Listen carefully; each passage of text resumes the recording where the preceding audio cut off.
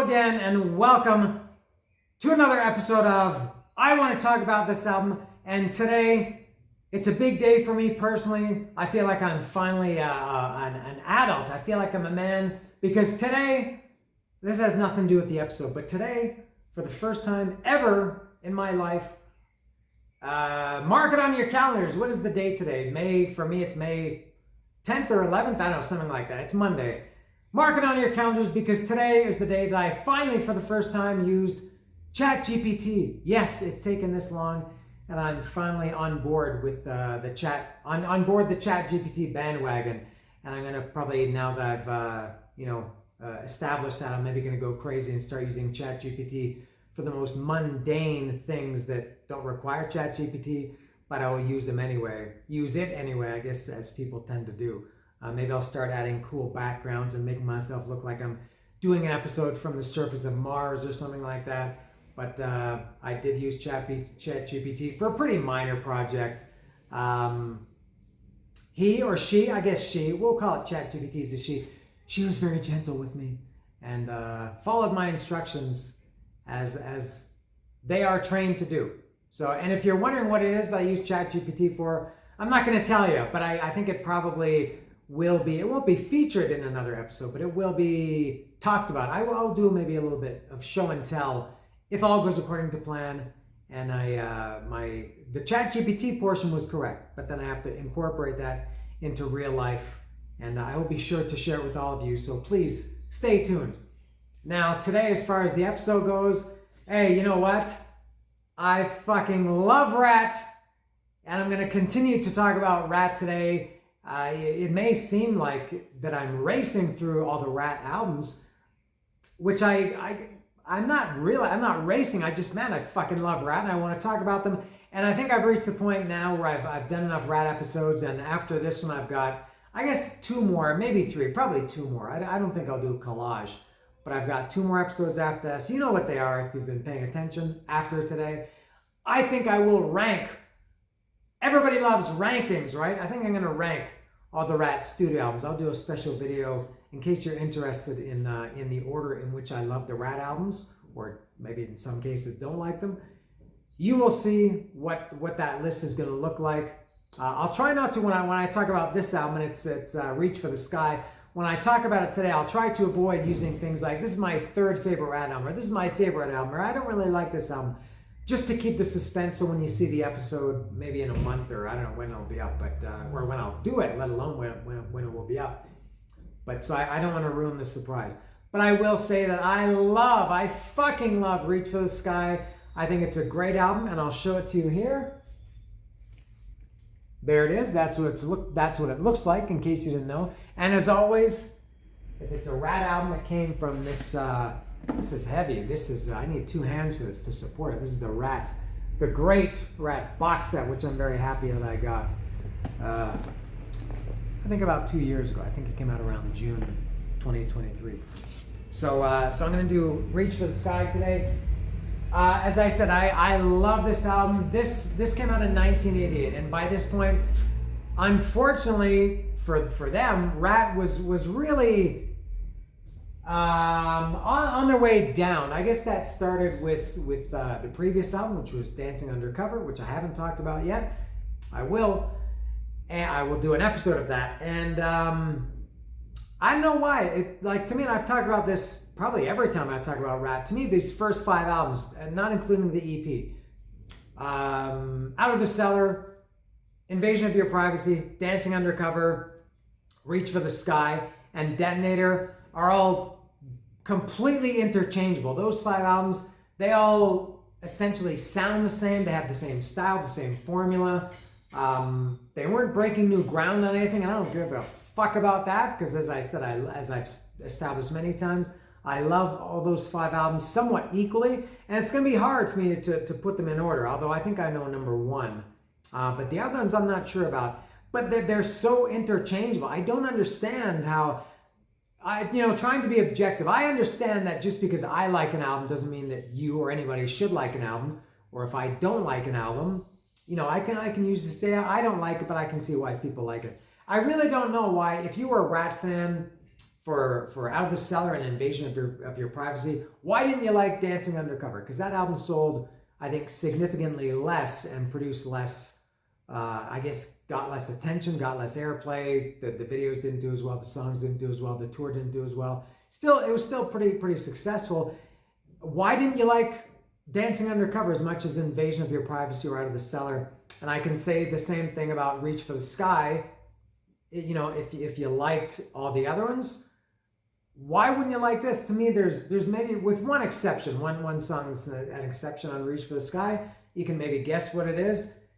I really don't know why Ratt's star began to fade. I have no idea why. But it didn't for me. I was as big a Ratt fan, I think, pretty much from Out of the Cellar throughout this and Detonator and onward, kind of. I'll explain that when I maybe do the next episode or when I do the ranking. So now for me, this was another Ratt album and tour, as Paul Stanley calls it, that did not come to Toronto where I lived at the time. I've mentioned this many times, I guess, in all the episodes. The first band I ever saw was Ratt on the Out of the Cellar tour, opening for Ozzy in April 25th, 1984. They came back to Toronto in September 1984 at Massey Hall, which I did not go to, and I've never seen Ratt since. So it's been 41 years since I've seen Ratt. They never came back to Toronto, or I think anywhere in Canada, on Invasion of Your Privacy tour, Dancing Undercover tour, Reach for the Sky tour, Detonator tour. Never came back. Stephen Pearcy, I think with Warren DeMartini, is playing in Niagara Falls, which is essentially the Toronto area this summer. God, I would love to go. I wish the skies would open up and money would rain down upon me so I could afford to go back to Toronto and see Stephen Pearcy and visit my family. I haven't seen my family for like 6 years because I can't afford it. It's more important for me to go to Thailand and Cambodia and Istanbul and Vietnam and Cambodia for a second time. But I think this is a great album. It followed the Ratt formula. All the songs are, I guess, in the 3 to 4 minute range. I did nothing under 3 minutes. Probably nothing over, and that's what it looks like inside, nothing over 4 minutes. There it is. That's a terrible logo. And by the way, one thing that I can't say, well, I'll get to that in a minute. Let me check the times, the running times of these songs, if they're printed on the label, which they are, either they are or they're microscopic. Yeah, they're on there. No, they're not on there. No, running times are not on there. Yeah, just like all the records, I don't think Ratt has a song under 3 minutes, and they might have 1 or 2 over 4 minutes. I don't know if there's anything on this album that's over 4 minutes, but like I said, that's the formula. It's the Ratt formula, and for me, it worked incredibly well. That 5 album run from Out of the Cellar through Detonator, I don't know if anybody can beat that for me. Now, one thing I can say about this album that sucks is this album cover is fucking terrible, isn't it? Pretty much all Ratt album covers suck. Except the EP was great because it had legs. That was Tawny Kitaen. It had legs. Who doesn't want to see legs? And then it had Tawny Kitaen on all fours. Who doesn't want to see a woman of Tawny Kitaen's caliber, especially on all fours? And then it had, on the third record, on Invasion of Your Privacy, it had Marianne Gravette, I think was her name, bending down and doing something with her shoes, and that was immeasurable, provided immeasurable material. And then after that, their album covers sucked. Dancing Undercover was the portraits of them, kind of in that Black Flag bars style, which was okay. This sucked. Detonator sucked. Talking about the album covers only. The self-titled debut from 1999 sucked. Collage sucked.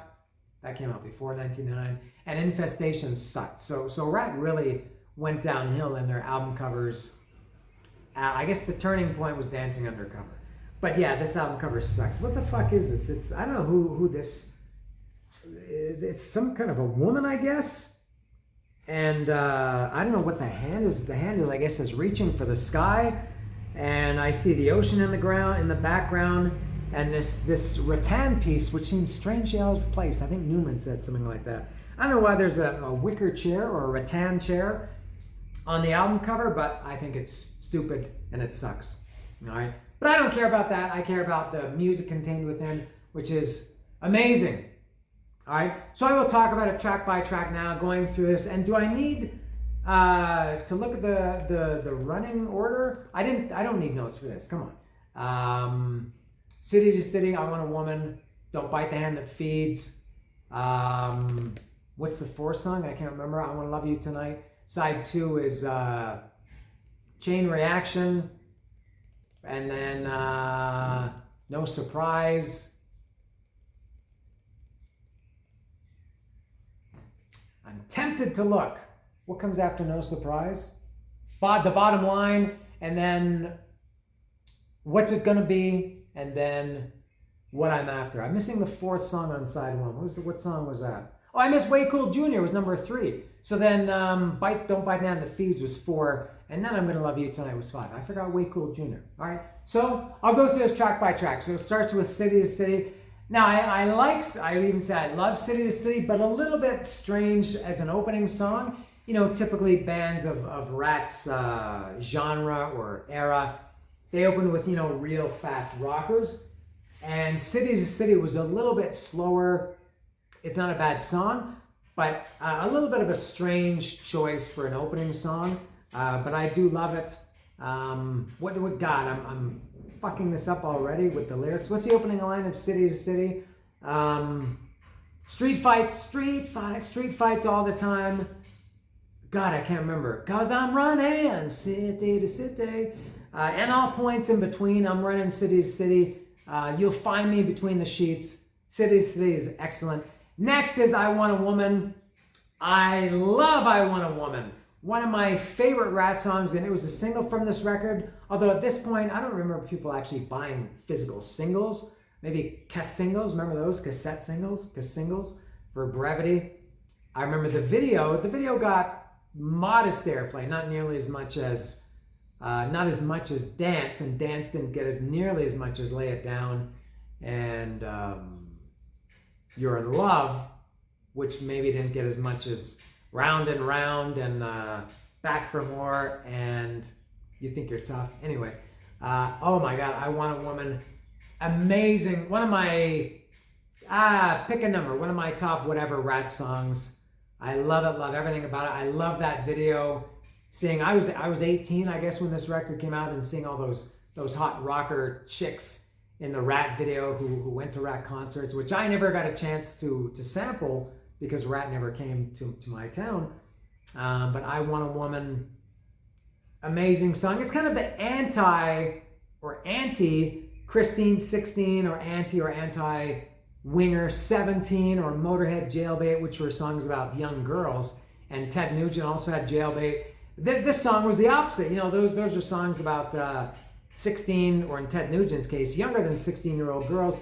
And this was Stephen Pearcy, He Wants a Woman, not a little girl. Gene Simmons, Ted Nugent, Lemmy, Kip Winger, they wanted little girls. Stephen Pearcy didn't want a little girl. He wanted a woman, not some little girl who had to grow up in daddy's big world. I want a woman who can really love me, yeah, dead ringer of a woman. You think you're hot to trap? You think you're hot to trap, and even I ain't gonna walk on glass. I try to love you, baby, but sometimes you're just a pain in the ass. The problem with you is that I can't get through, and I'm as through as I can get. I take you up north, and then you want to go south. You're just leaving another bad taste in my mouth. I want a woman, not some little girl who had to grow up in daddy's big world. I want a woman that knows how to love me, yeah. Oh my God. Love that song. Top-notch song. I don't need that. Next is Way Cool Jr. Things come down a little bit here. Way Cool Jr. is, I think I mentioned this some time ago, maybe the first Ratt episode I did. I always thought Ratt, especially compared to their peers, had awesome singles. For me, Wanted Man, well, let's go in order from release, not video release, but music release. You Think You're Tough, Wanted Man, Back for More, Round and Round, You're in Love, Lay It Down, Dance, Body Talk. I guess that was it up to this point. The videos that they did, those were all, like, for me, it wasn't cool at this point to like the singles as a metal fan or hard rock fan. You thought, oh, the singles, it's too commercial, it's too mellow, you know, they should have picked more of a rocker song. I always thought Ratt singles were among the best songs from the album. Except for this, Way Cool Jr. It's my least favorite song on. I'm just saying this to prove that I'm not trying to be cool by saying I didn't like this because it's a single, because I loved all their other singles. But Way Cool Jr. I liked it. It is my least favorite single for sure. It might be my least favorite Ratt song on the 5 albums up to the album that came after this, Detonator. And it was still pretty good. I don't dislike it, but I think at that point, I was 18 years old.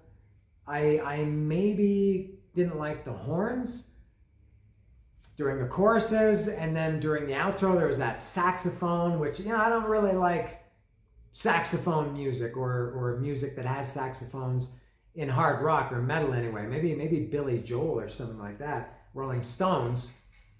Maybe also the fact that I have kind of an aversion to blues, not necessarily blues music, but just like any song that is something blues, like Delta Prison Blues or Skeleton Blues or Rock and Roll Blues. What, I don't even know if that's a song. It just automatically, it doesn't mean I don't like the song, but right away my antennas go up and say, it's like a red flag thing. There's some songs that have the word blues in the title that I love, but just, it makes me, when dogs kind of put their head like this when they hear a funny sound. When I hear or see the word blues in a song title, it kind of raises my eyebrow maybe. And there's the line in Way Cool Jr., he started hanging with the blues crowd. That's how he got that crazy sound. I heard he came from Memphis, somewhere down south. I think all of that just kind of rubbed me the wrong way. I like it. I do like it, as I said. But it's clearly my least favorite on this album, and probably, without thinking about it too much, my least favorite Ratt song. I don't know what other people, and they still do it, or not they, Stephen Pearcy does it. I think Ratt did it probably all through their career after it came out. So I know it is a big Ratt song. And I don't usually solicit comments, although I always welcome them. Do you like Way Cool Jr.? I think Mike Pratt mentioned months ago when I mentioned this another time. I think he didn't like Way Cool Jr., and maybe others don't. Leave a comment in the comment section down below and tell me if you like Way Cool Jr. I'm okay with it, but all right. So the next song is Don't Bite the Hand That Feeds. Now we're back up to like top level, top shelf, top notch Ratt songs. Don't Bite the Hand That Feeds is a fucking awesome song. What can I say about Don't Bite the Hand That Feeds? This is maybe where I need notes, because I just love the song so much. But I can say the lyrics: bombs away in the city. Oh yeah, it's got that kind of Ratt, kind of I love that kind of thumping bass and drums in Don't Bite the Hand That Feeds. Great guitar. Bombs away in the city, oh yeah. You're a cool survivor. You're a cool survivor, a little bit goes a long way. So they say, you always want what you can't have, like love. I'm the one, and don't you bite the hand that feeds you. I love Don't Bite the Hand That Feeds. Next is I Want to Love You Tonight, and I'll play A&R Guy for a second. I talked about this when I did Invasion of Your Privacy. Ratt never, until Detonator with Getting Yourself Away, which nobody except me cared about, and maybe Bronco and Mike Pratt cared about it too. If they're watching, by that point people didn't care, but I thought Ratt really missed the boat by not putting out a single, not putting out a ballad as a single. They had their chance with, their first ballad wasn't until Invasion of Your Privacy, which was their third release, the third full-length record. There were no ballads on the EP or on Out of the Cellar. And I thought, at that point in '85, Motley Crue had Home Sweet Home, and Ratt and Motley Crue were kind of at the same level at that point.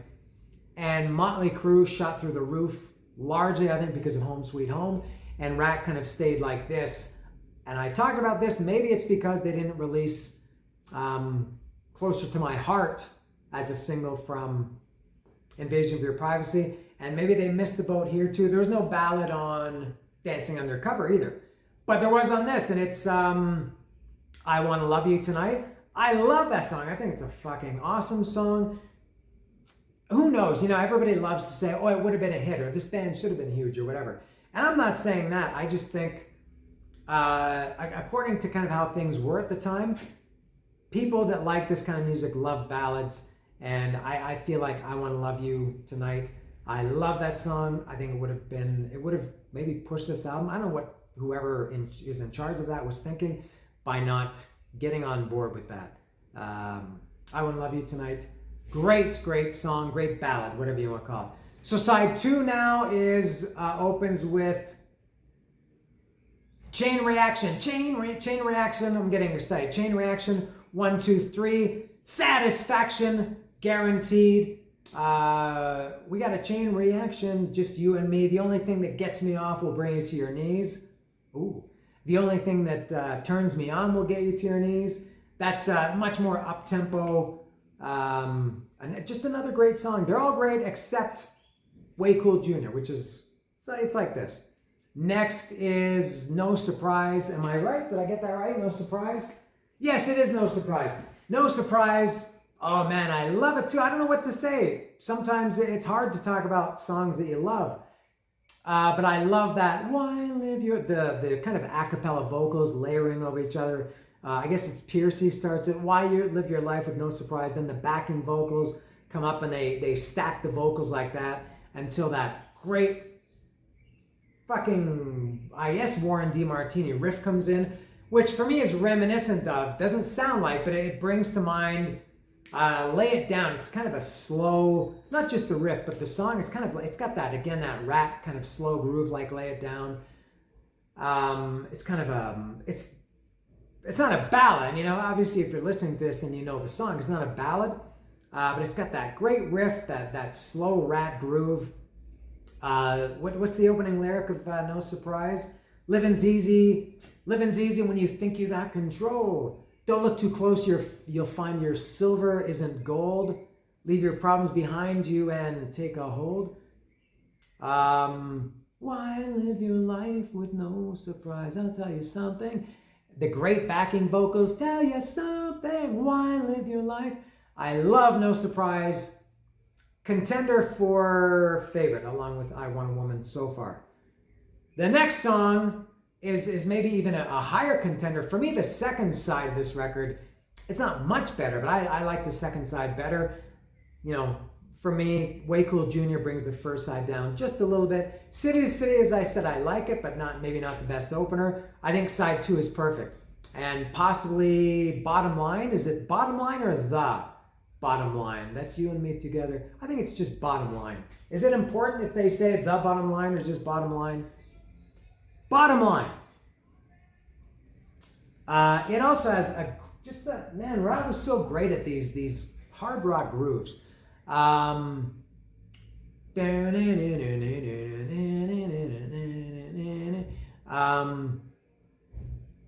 Right, is it that one? Yeah, Right Here Is Where Your Heart Belongs. Hand in Hand, Heart to Heart. Am I on the right song? Yeah, Some Things Last Forever, Stand the Test of Time, It's You and Me Together, that's the Bottom Line. Come Hell or High Water, Till the End of Time, It's You and Me Together, that's the Bottom Line. Was it Love or a Strange Twist of Fate? Hand in Hand, Heart to Heart, We Took It on Blind Faith. No More Nasty Looks, this is later. No More Nasty Looks, Ain't Playing No Dirty Tricks, Nothing Here Is Broken, So There's Nothing Here to Fix. Lyrically, it maybe comes off as a ballad, but musically, it's not a ballad. It's a real riff rocker. Next is What's It Gonna Be? What's It Gonna Be? Sweet Elena. Another great song, as I said. Side 2 is perfect. God, I'm so bad with finding out or figuring out the opening lyric or remembering the opening lyric. Oh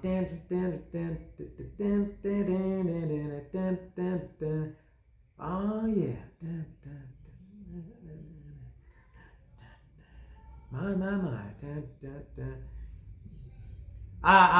The long icy fingers, the sensation lingers. You made your love better than you make up your mind. Can't remember after that. What's It Gonna Be? Sweet Elena. I don't know who Elena is. Probably a made up name. a pseudonym. What's it gonna be, Sweet Elena? Just give it to me straight. Is it him or me? It's a song of lost love and duplicity, I think. And you know what? I love it. And then the last song is What I'm After. Oh, I love this song. What a great closing song. I think sometimes the closing song, especially back then, maybe it doesn't matter as much now. I think a good closing song kind of bookends the album. You got the opener and the closer. You've also got the last song on side 1, the first song on side 2, which is maybe why records were and are better than CDs, because you don't get that, division on CDs. Yeah, What I'm After, much more up tempo. What is this one? Great. The bass and drums in that are great. And I had the feeling you'll be back again. And I've been out there dealing. And you know what I'm missing. And I know what you want. But just take a look and listen. Don't keep me hanging on. I'm after you. Dun, dun, dun. Mm-hmm. You're what I'm after. And now I'm after you. Anyway, you get the point. And what I love about that song, and I kind of wish they had extended this, there's a great key change at the end of it. Hey girl, and now I'm after you. And the key changes, but then the song is fading. I kind of wish that they had, gone another 30 seconds or something and then started to fade in to get more of the, I guess it's a key change, I don't know. But yeah, and it doesn't bring the song down. It's just something that I think, I wish I could have heard a little bit more of the song when it sounded a little bit different. Did I explain that properly? I don't know. But that's all for Reach for the Sky. Again, just an unbelievable album. I love it. I say this all the time. I'm very repetitive. I say this with all the Ratt albums and all the other ones. I love it. Yeah, so that's it. And I never know how to end these videos. I've been saying that for years.